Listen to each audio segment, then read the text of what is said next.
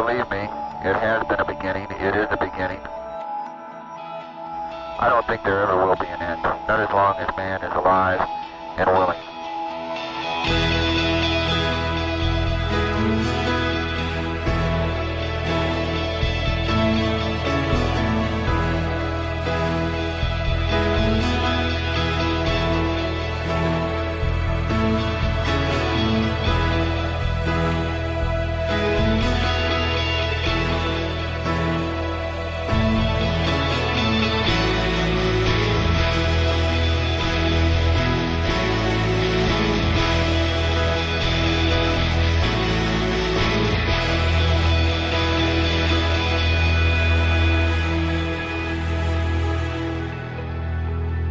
Constellation is NASA's program to return humans to exploring beyond low Earth orbit.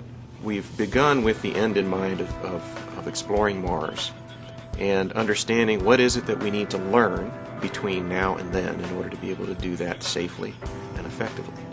We have three different, what we refer to as design reference missions. The first one is servicing the International Space Station. Insert into orbit, rendezvous and dock with the International Space Station, stay up to 180 days or more at the International Space Station, and then return that crew to the surface of the Earth.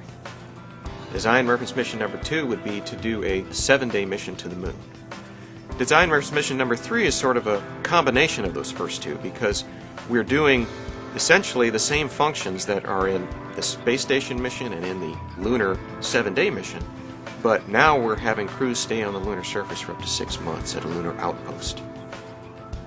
We have a very rich heritage of human and robotic exploration of the solar system. The extent of our reach was the Moon in generations past. With humans, Constellation is about reaching beyond that point ultimately.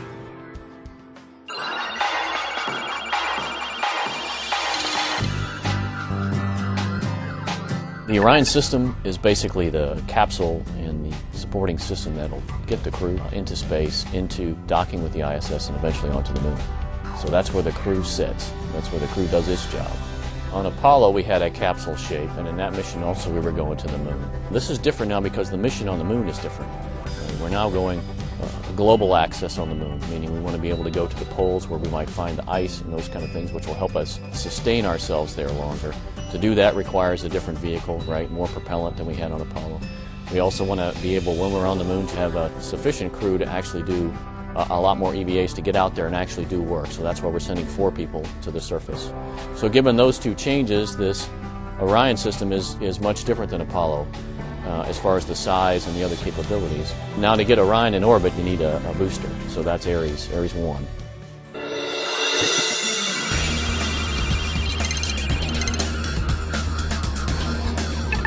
The Ares 1 is what we call the crew launch vehicle. It's made up of a first stage, which is derived from the Space Shuttle solid rocket booster, except it uses an extra 5th segment, and with a liquid oxygen, liquid hydrogen upper stage powered by a J2 engine, which is a derivative of the old J2 engine that flew on the Saturn V. The Ares 5 is our heavy lifter. This vehicle can lift 6 times the cargo anything on this planet can lift today. It's got the same solid rocket booster surrounding a liquid oxygen, liquid hydrogen core stage, which is double the size of the external tank today. And it has an upper stage as well. We call it an Earth departure stage. That does 2 things. One, it takes the lander into low Earth orbit. And after that docks with the Orion, which is what the Ares 1 takes to orbit, it does one final burn and injects the stack on its way to the Moon.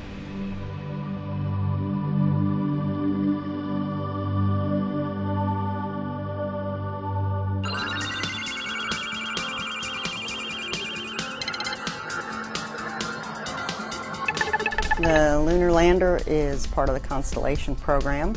It has a mission of taking 4 people back to the surface of the Moon. In this architecture, the crew is actually launched separately from the lander.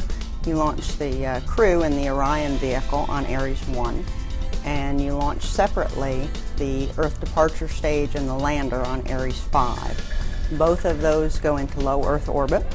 The Earth departure stage and the lander rendezvous with the Orion vehicle in low Earth orbit.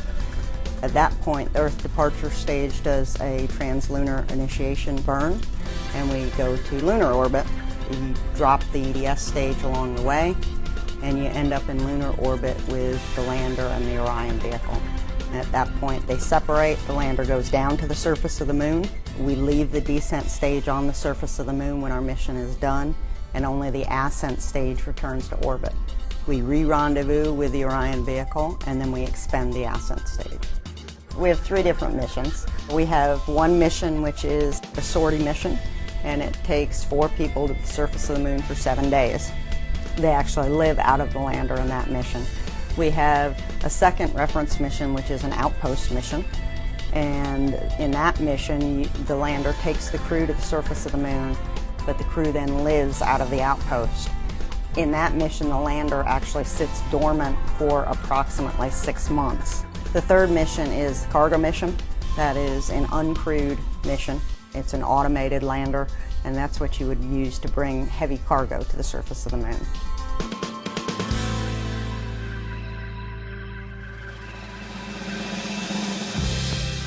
You look at some of the choices we've made in the systems we've chosen, the solid motor from the shuttle, the upper stage engine from Apollo, as starting points for what we are going to build. That gives us a great advantage. So what we see going on here in the early part of the program, with the test firings and the different things that we're doing, much of that is to anchor our analytical models and the design tools we use to then go and improve the design in key areas. We have every center of NASA's team engaged in this program at nearly every level. I've been incredibly impressed with the depth of talent this agency has to offer. And we're taking that and we're applying it to the really tough problems of constellation, of exploration, of being able to actually push out to the frontier.